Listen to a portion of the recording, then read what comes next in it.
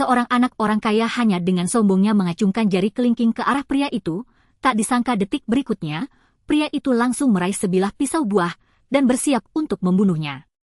Namun si anak orang kaya tetap tak merasa takut, bahkan dengan angkuhnya menantang pria itu untuk menikam dirinya. Mendengar itu, pria itu langsung mengangkat pisau dan menerjang ke arahnya. Ternyata pria itu dulunya adalah dewa perang legendaris di New York, 2 tahun lalu dalam sebuah peperangan. Salah satu rekannya tertembak dan nyaris kehilangan nyawa.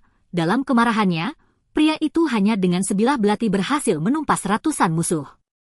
Namun sayangnya, rekannya tetap meninggal karena kehabisan darah. Menyaksikan tubuh sahabatnya, pria itu langsung mengalami kehancuran mental. Sejak itu dia mengidap gangguan stres pasca trauma. Saat dibawa ke rumah sakit, bahkan 4 prajurit pasukan khusus tak mampu menahannya.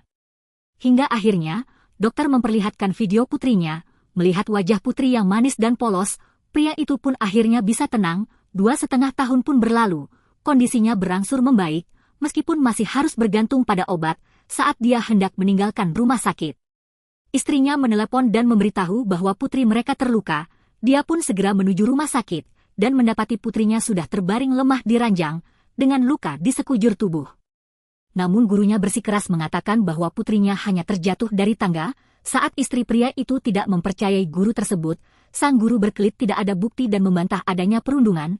Tiba-tiba, pria itu masuk ruangan dengan membawa bukti, namun guru tetap membela si anak orang kaya, mengatakan bahwa dia adalah murid baik dan tak mungkin melakukan hal buruk. Tak lama kemudian, anak orang kaya dan ibunya juga tiba di ruangan.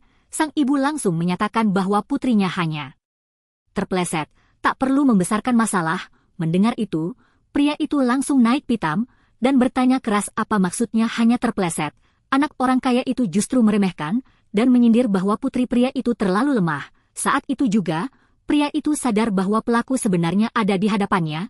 Dia langsung marah dan menanyai anak orang kaya tersebut. Namun anak itu tidak merasa takut, bahkan dengan santai menceritakan kejadian sebenarnya di hadapannya, lalu dengan sombong berkata, kalau pria itu mau berlutut dan memohon padanya, barulah dia akan memberitahu bagaimana putrinya jatuh. Lebih parah lagi, ibunya mengatakan bahwa putri pria itu yang mencoba mendekati anaknya. Mendengar semua itu, pria itu benar-benar tidak bisa menahan amarah, namun anak orang kaya itu malah memancing emosinya, bahkan dengan berani menampar pria itu 2 kali. Tidak ada yang menyadari bahwa pria itu mulai menunjukkan tanda-tanda tak terkendali. Di saat yang sama, ketua perusahaan datang ke ruangan dan terburu-buru mencoba menenangkan pria itu. Namun anak orang kaya itu kembali mengucapkan kata-kata yang memancing kemarahan, mengatakan bahwa pria itu tak berani menyentuhnya. Di saat pria itu sedang